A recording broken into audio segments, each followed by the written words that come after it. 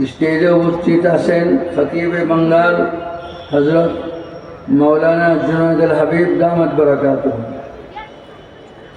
আমরা অনেকেই হজরতের তাকরীর বুঝে গেছি, সামান্য 2 মিনিটের সার সংক্ষেপ। হজরত বলেন, হাক্কানি ওলামা হতে হলে 4 কাজ করতে হবে। নম্বর 1, নিজের নিয়তকে সহি করতে হবে। নিয়ত সহি তো আমলের সামারা সহি, নিয়ত গলত তো আমলের সামারা গলত।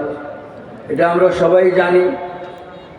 ইন্নামাল আমালু বিন্নিয়াত, এই হাদিস যার দ্বারা বুখারী শরীফ ইবতিদা, সেখানেও আমাদেরকে বিস্তারিত আসাতিজা ইকরাম বলেন।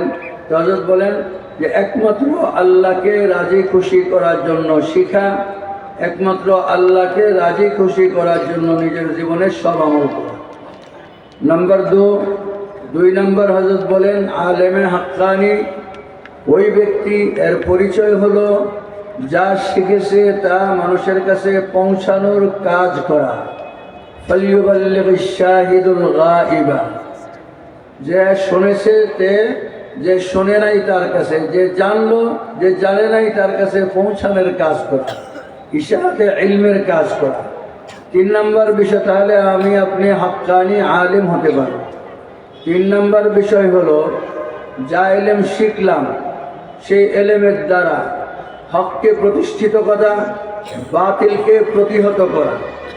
ভালো করে শুনেন, হককে প্রতিষ্ঠিত করা, বাতিলকে প্রতিহিত করা। যেখানে বাতিল সেখানে প্রতিরোধ, যেখানে বাতিল সেখানেই প্রতিরোধ। এই হইল হাক্কানি আলেমের নিশানি। বাতিল আছে, প্রতিরোধ নাই।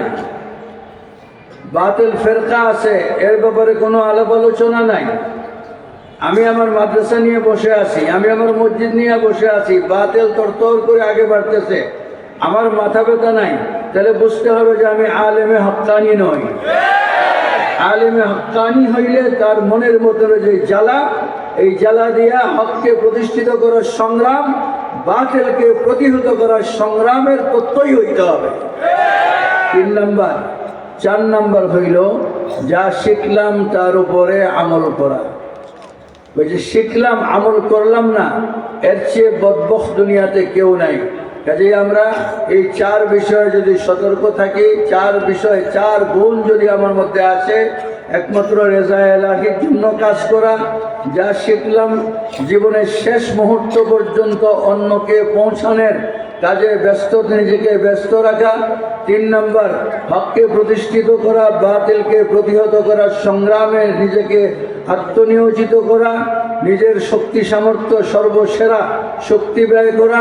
4 নম্বর, যা আমল শিখলাম, যে ইলম শিখলাম তার উপরে আমল করা। হযরত বলেন, আল্লাহ পাক পরওয়ারদিগার আলম আমাদের সকলকে আলেমে হাক্কানি হিসাবে কবুল করেন এবং এই 4 বিষয় আমাদের যাতে আমরা সমৃদ্ধ হতে পারি, 4 গুণে গুণান্বিত হতে পারি, আমাদের সকলকে কবুল করেন। আমিন। ওয়া আখিরু দাওয়ানা আলহামদুলিল্লাহি রাব্বিল আলামিন।